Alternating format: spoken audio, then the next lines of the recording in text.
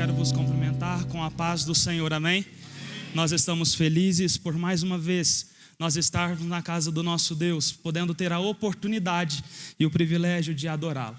Meus amados irmãos, eu convido a abrir as vossas Bíblias no Evangelho que escreve Mateus, no seu capítulo de número 16. Enquanto os irmãos acham, quero aqui agradecer primeiramente a Deus pela oportunidade que Ele me concede e também agradecer ao pastor Paulo, irmã Abigail, pela confiança que em mim é depositada nessa noite. Mateus, no seu capítulo de número 16, quero vos tratar algumas verdades dentro desse texto. Eu quero ler com os irmãos do verso 1 ao verso de número 12 e os versos de número 24 e 25. Passo a ler, Mateus capítulo 16. E chegando-se os fariseus e os saduceus para o tentarem, pediram-lhe que lhes mostrasse algum sinal do céu. Mas ele respondendo disse-lhes: quando chegada a tarde, dizeis: haverá bom tempo, porque o céu está rubro. E pela manhã, hoje haverá tempestade, porque o céu está vermelho, sombrio. Hipócritas, sabeis diferenciar a face do céu, e não conheceis os sinais dos tempos. Uma geração má e adúltera pede um sinal, e nenhum sinal lhe será dado, senão o sinal do profeta Jonas. E deixando-os, retirou-se. E passando seus discípulos para outra banda, tinham-se esquecido de fornecer-se pão. E Jesus disse-lhes: adverti e acautelai-vos do fermento dos fariseus e saduceus. E eles arrazoavam entre si, dizendo: é porque não nos fornecemos pão. E Jesus, percebendo isso, disse: por que arrazoais entre vós, homens de pequena fé, sobre o não terdes fornecido pão? Não compreendeis ainda, nem vos lembrais dos 5 pães para 5.000 homens, e de quantos cestos levastes? Nem dos 7 pães para 4.000, e de quantos cestos levantaste? Como não compreendes que não vos falei a respeito do pão, mas que vos guardasse do fermento dos fariseus e dos saduceus? Então compreenderam que não dissera se guardassem do fermento do pão, mas da doutrina dos fariseus. Verso 24. Então disse Jesus aos seus discípulos: se alguém quiser vir após mim, renuncie-se a si mesmo, tome sobre si a sua cruz e siga-me. Pode tomar o seu assento. Louvado e engrandecido é o nome do Senhor nessa noite. Meus amados irmãos, nós vemos que na estrutura da Bíblia Sagrada, a qual nós temos, existem 4 livros que são tratados como os evangelhos, que ali se inicia Mateus, inicia Marcos, Lucas e João. Nós vemos que os 4 evangelhos são feitos e são escritos por autores diferentes, mas é lindo que nesses 4 evangelhos, sendo escritos de maneira diferente, por fontes diferentes, eles todos se completam em uma só história, em uma só verdade, que é o ministério de Jesus aqui na terra, que é o que ele fez, é o que ele faz e o que ele continuará fazendo até a sua volta. Agora nós vemos que o evangelho que escreve Mateus é destinado aos judeus, e Mateus vem enfatizando e vem trazendo os sermões de Jesus. Marcos vai escrever aos romanos, Marcos vai apresentar Jesus como servo, vai apresentar agora e enfatizar na sua mensagem os milagres de Jesus. Lucas vai escrever aos gregos, aos gentios, e Lucas vai tratar dos ensinamentos de Jesus por meio de parábolas. Agora o evangelho de João é um evangelho diferente, porque o evangelho de João vai ser escrito à igreja e vai mostrar e vai apresentar o Jesus que nós conhecemos como o Filho de Deus, como o verbo que outrora estava na sua glória e se despiu para vir a uma terra como essa, para se entregar por nós que estávamos mortos no nosso pecado, que estávamos destituídos pela glória de Deus, e agora nós vemos que por meio desse sangue nós somos reconciliados com o Pai Pai novamente, coisa que nós não poderíamos pagar, uma dívida em que o pecado nos separou de Deus, uma dívida em que o pecado nos tirou fora da presença de Deus, mas agora nós vemos que é um sacrifício puro, é um sacrifício vicário, é um sacrifício que substitui. Aquela cruz não era para ele, aquela cruz era para mim, era para você, mas Jesus, na sua bondade e na sua misericórdia, Deus já tinha um plano de salvação para mim e para a tua vida,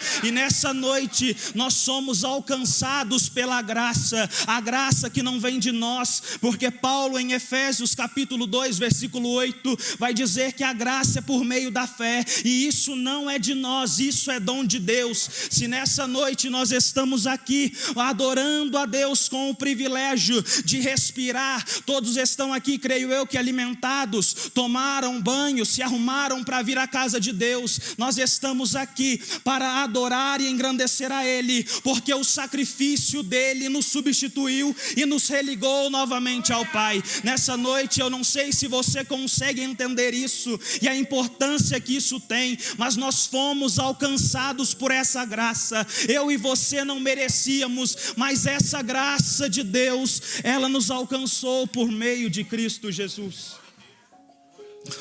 Agora nós vemos que mesmo sendo escritos de maneiras e por pessoas diferentes, nós vemos que até hoje, 2000 anos depois, nós podemos ser edificados pelo conteúdo desses livros.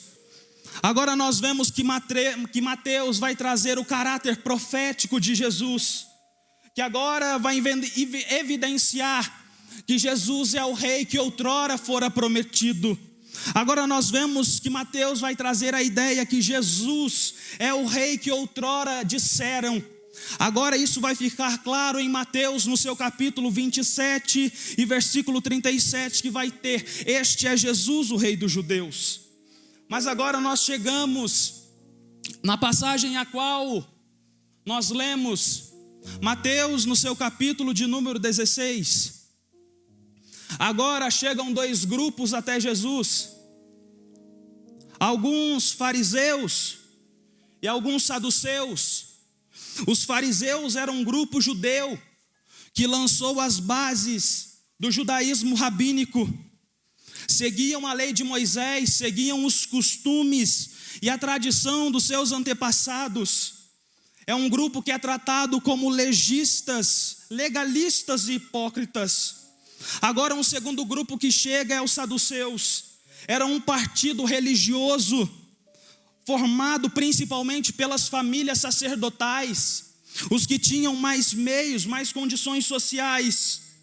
Mas agora estes são mencionados no Novo Testamento como opositores ferrenhos ao ministério de Jesus.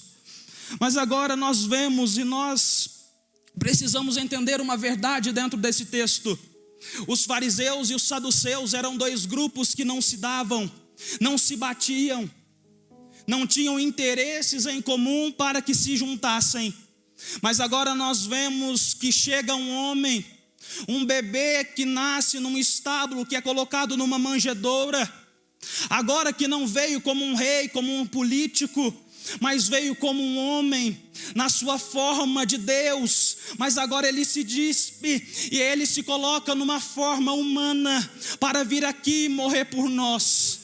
Mas agora nós vemos que dentro dessa verdade, o ministério de Jesus começa a incomodar alguns povos, alguns grupos, porque Jesus, muitos achavam que Jesus viria para uma classe e para outra não, para pessoas que tinham meios e para pessoas que eram mais pobres. Mas agora nós vemos que Jesus veio para quem era cego, veio para quem era coxo, veio para quem não tinha condições de se levantar. Mas agora nós vemos e nós precisamos entender que o nosso Jesus não é um Jesus que era pregado por aí, que é um Jesus totalmente inacessível, que é um Jesus que veio como estrela. Mas isso fica claro quando nós vemos na narrativa bíblica que ele se juntava, que ele falava com pessoas necessitadas, e isso incomoda esses grupos dos fariseus e dos saduceus. E durante todo o seu ministério terreno,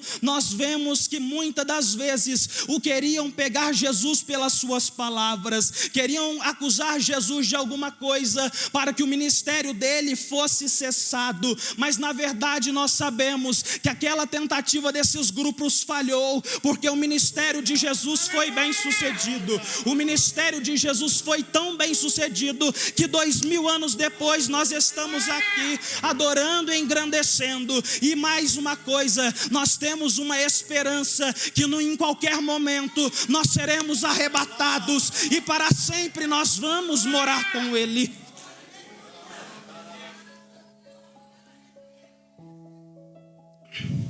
Louvado seja o nome do Senhor. E agora nós vemos que esses dois grupos que não se batiam se juntam para tentar conter o ministério de Jesus. Porque agora nós vemos dentro do texto que Jesus vai virar para eles e vai dizer: olha, vocês conseguem entender, vocês conseguem discernir quando ao olhar para o céu, vocês sabem se vai chover ou se não vai chover. Vocês sabem se vai ter sol ou se não vai ter sol. Nessa noite, Deus está nos dizendo e Deus está nos alertando, porque existem muitas pessoas que só entendem o que os seus olhos físicos veem, mas nós vemos em Hebreus 11 que nos dá um pleno significado, uma plena definição do que é fé. Paulo em 2 Coríntios 5 vai nos dizer que nós não vivemos por vista, mas nós vivemos por fé. Nós temos que entender algumas coisas, porque existem muitas pessoas que são viciadas em sinais, que são viciadas em colocar Deus contra a parede, mas nessa noite Deus está nos lembrando que nós somos criaturas. Paulo vai escrever aos Romanos, capítulo de número 9, por acaso poderia a criatura replicar ao seu Criador? Nessa noite nós estamos entendendo que nós não podemos achar que nós ganhamos de Deus na base do argumento. Nós não podemos achar que nós ganhamos de Deus na base do coloca na parede, mas nós temos que entender que há um Deus soberano e que há um Deus que ainda rege na terra, um Deus que ainda rege nossas vidas e um Deus que é valoroso, um Deus que faz, um Deus que fala. Não é um Deus como os outros deuses. A Bíblia vai dizer em Salmos que existem deuses que têm olhos, mas não veem, que têm ouvidos, mas não ouvem, mas nós temos um Deus que é totalmente ativo e um Deus que Isaías vai dizer que é um Deus que nunca se ouviu e nem se viu, um Deus que trabalha em favor daqueles que nele esperam. Eu sinto graça de Deus nessa noite para dizer para algumas pessoas aqui: viva por fé, porque a fé vai te possibilitar em algumas circunstâncias viver submergindo, viver andando sobre as águas. Nessa noite eu quero te convidar a parar de focar naquilo que os teus olhos físicos podem ver, mas eu quero te acrescentar e te ministrar nessa noite que Deus ele tem coisas grandes, que Deus ele tem coisas maiores e que a tua fé vai te possibilitar a chegar.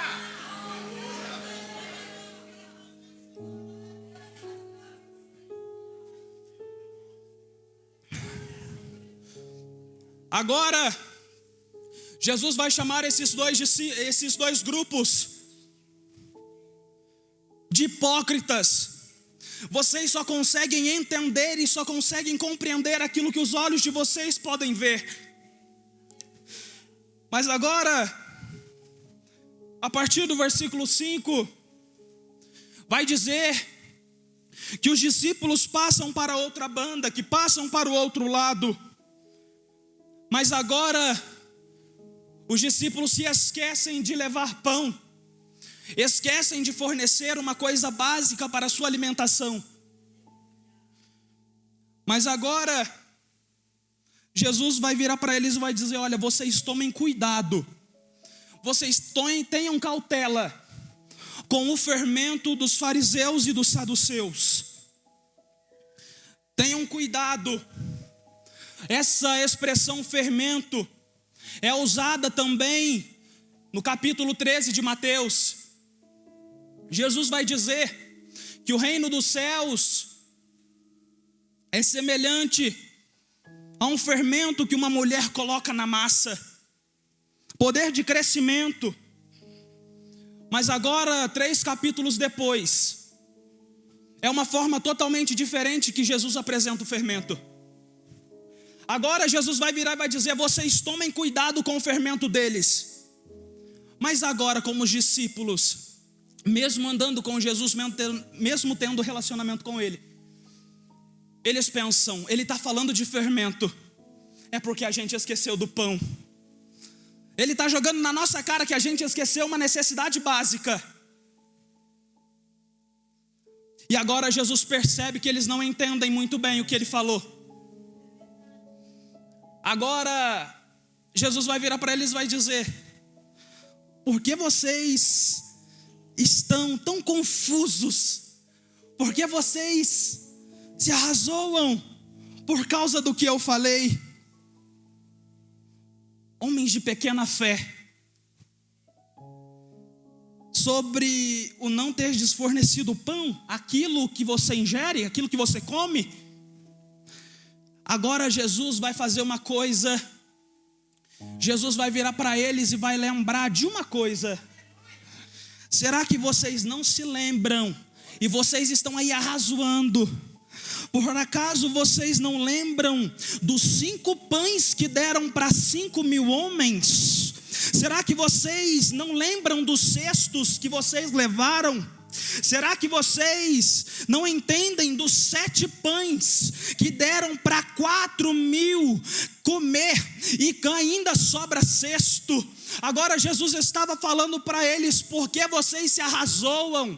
Por que vocês se preocupam com o alimento?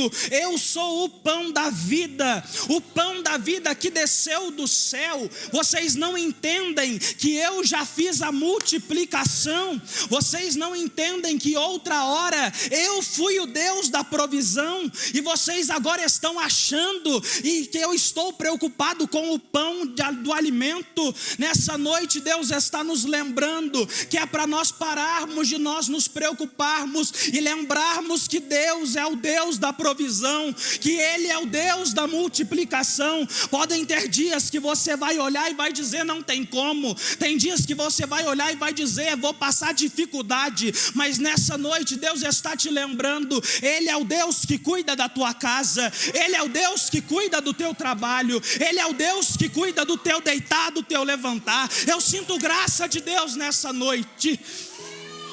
Ele é o Deus da provisão.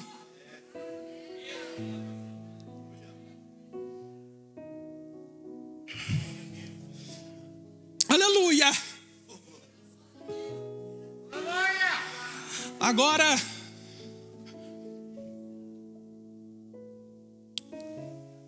versículo 12.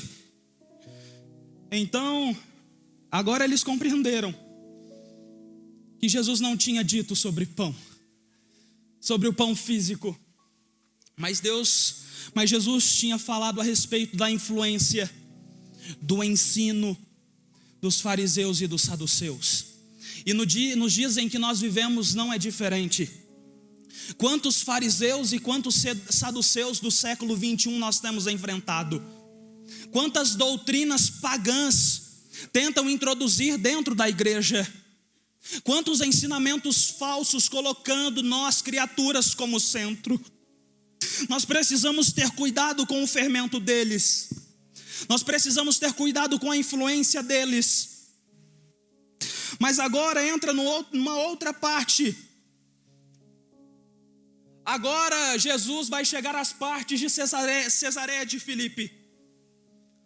Mas agora Jesus vai pedir um feedback, se fosse nos dias atuais. Jesus vai pedir um resumo do que estavam falando a respeito dele. Agora nós vemos que eles disseram: estão dizendo que o Senhor é João Batista. Outros estão dizendo que o Senhor é Elias. Uns estão dizendo que o Senhor é Jeremias.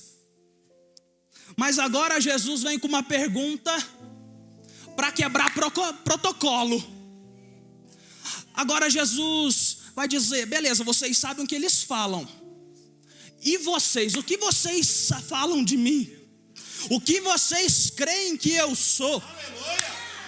Mas agora, um meio diferente no meio dos discípulos toma a palavra, por nome de Simão Pedro, o mais estourado. Ele vai virar e vai dizer: o Senhor é o Cristo.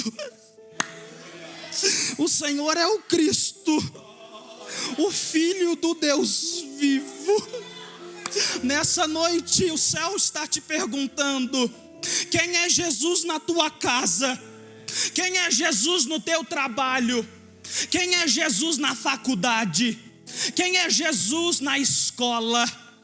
Porque é muito fácil falar do que os outros falam, mas e nós? O que nós estamos achando? Qual é a nossa convicção a respeito de quem um dia morreu por nós?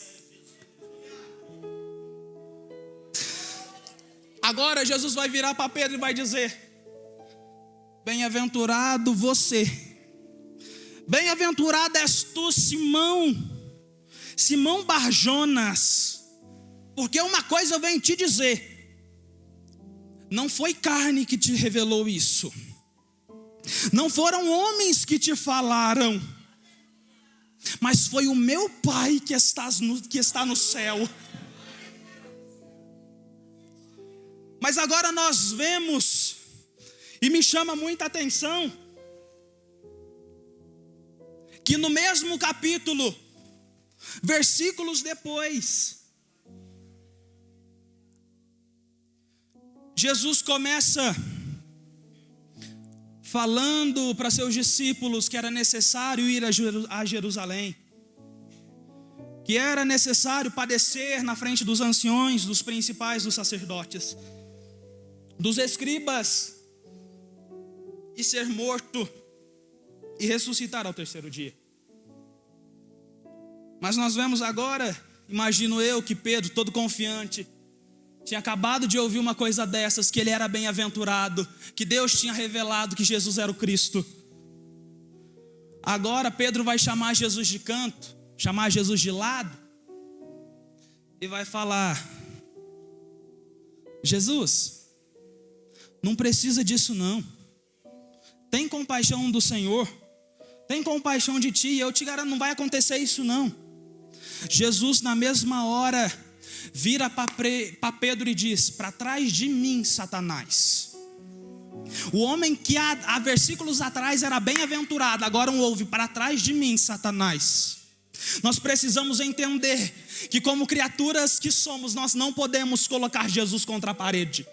Nós não podemos chamar a atenção de Jesus, porque Ele é autoridade.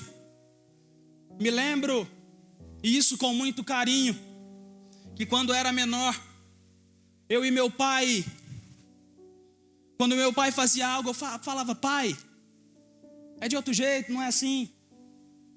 Ele me falava: não me chama atenção. Não me chama atenção, você é meu filho. Nós não podemos, isso eu amo meu pai, falo com todo carinho. Nós não podemos ter essa posição. Jesus, Ele é o nosso Senhor. Nós não podemos tratar Jesus como algo qualquer. Nós não podemos tratar Jesus como um amigo que nós vemos a cada uma semana. O nosso relacionamento com Cristo é um relacionamento diário. É um relacionamento que nós precisamos cultivar Ele para que Ele dê frutos. Mas agora, para trás de mim, Satanás, que me serve de escândalo, porque você não compreende, porque não compreendes as coisas que são de Deus, mas só as que são dos homens. Agora nós voltamos no início do capítulo. Jesus vai virar para os fariseus e para os saduceus: vocês são hipócritas, vocês só conseguem entender e ver aquilo que os seus olhos podem contemplar, Vocês são hipócritas, vocês não entendem o que é de Deus. Vocês só compreendem aquilo que está prontos à sua visão. Mas agora Jesus vai nos dar uma instrução e vai nos dar algo que para a nossa caminhada com Cristo nós precisamos entender, e nós precisamos entender que mesmo sendo uma instrução dolorosa, é uma instrução que, se praticada, ela nos levará a uma vida feliz com Cristo. Não uma vida de facilidades, mas uma vida abundante. Jesus vai virar para seus discípulos e vai dizer: se alguém quiser, não é por força e não é por violência. Ninguém te arrastou para você estar aqui hoje. É se alguém quiser vir após mim, tem que ter uma coisa: precisa renunciar. Tem que renunciar a si mesmo. E a renúncia às vezes é dolorosa. Eu me lembro de um exemplo lá no início da Bíblia, no livro do Gênesis, no seu capítulo de número 12. Deus chega para um homem chamado Abrão e diz a ele: olha, sai da tua terra e sai do meio da tua parentela e vai para o lugar onde eu vou te mostrar. Abraão, como um sinônimo, como uma referência de obediência.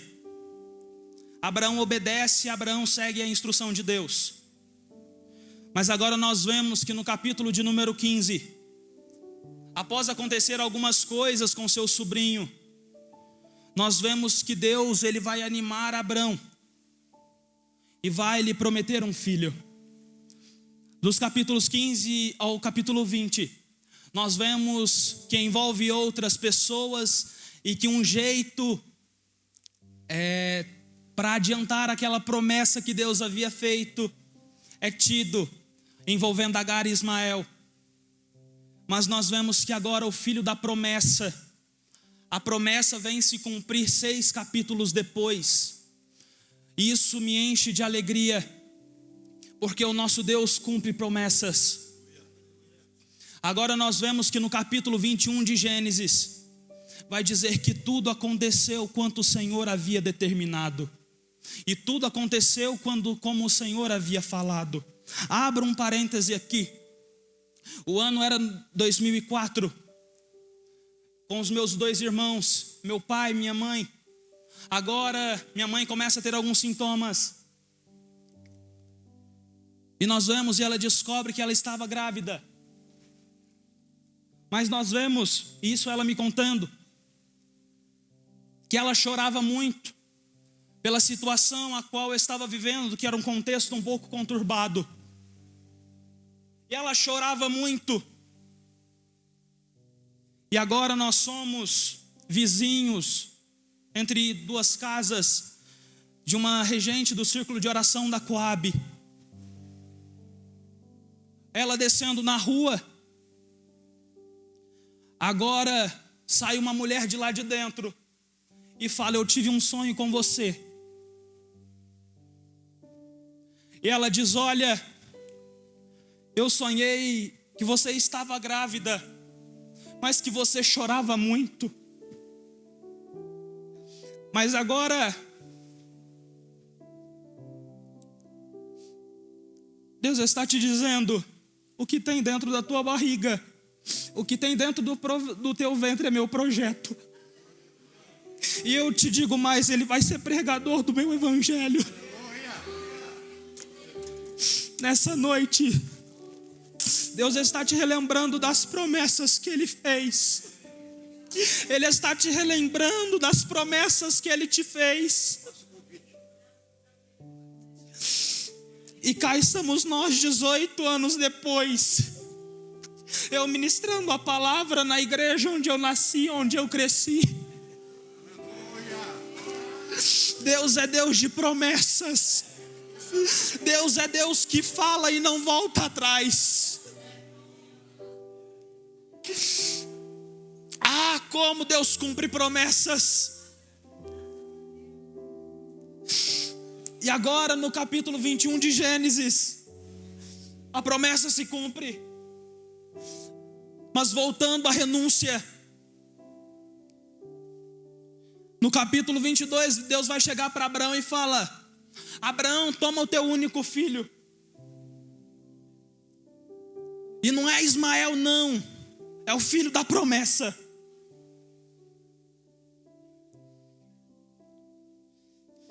Sacrifica, oferta a promessa para mim.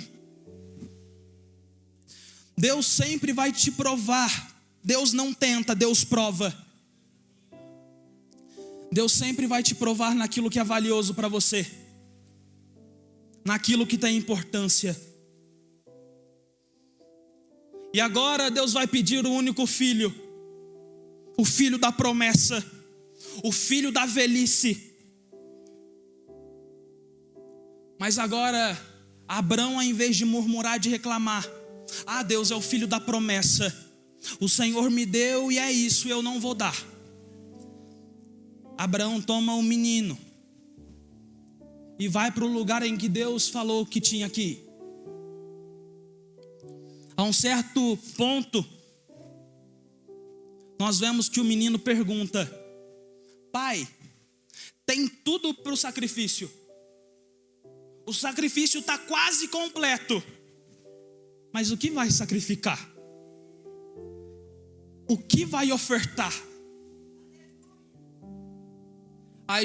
Aí Abraão vai dizer para o menino: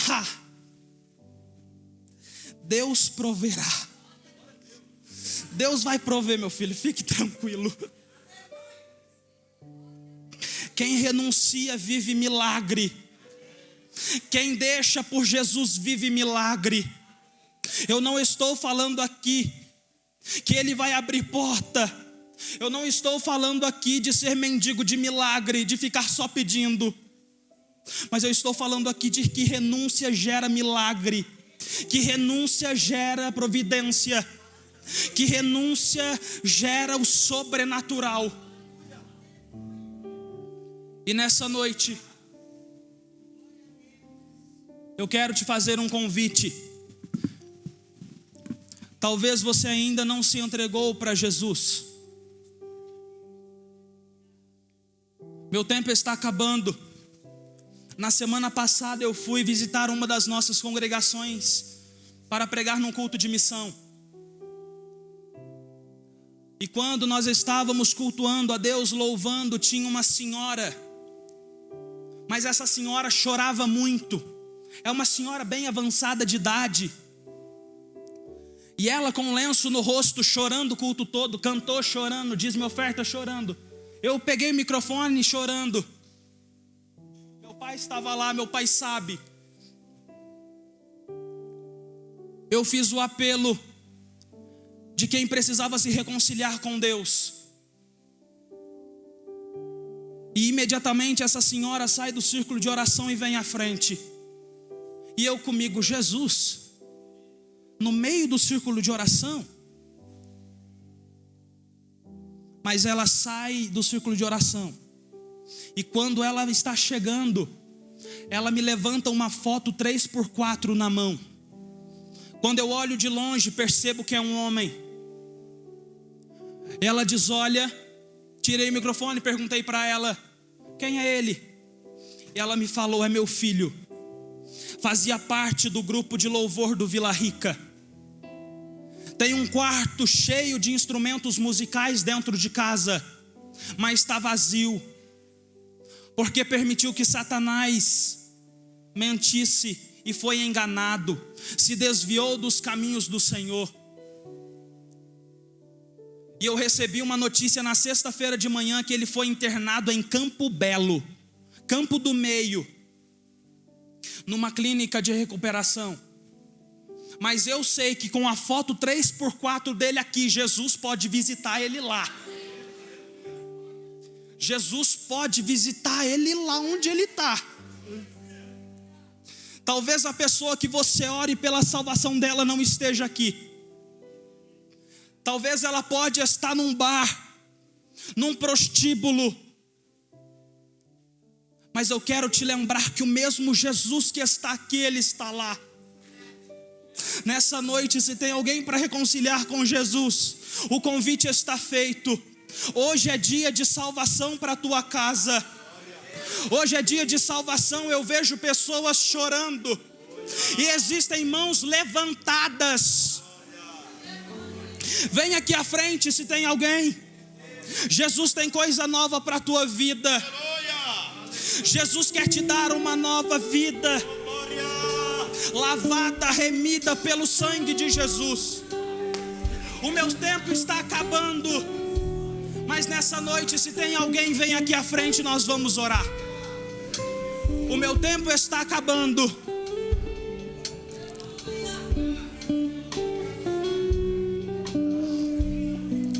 Deus está fazendo coisas aqui. E veio com foto.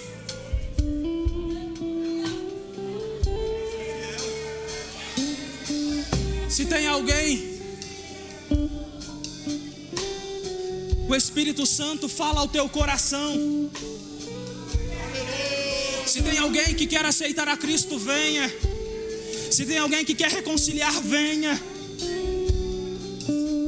Nessa noite nós vamos orar. Nessa noite venha. Jesus tem uma obra na tua vida.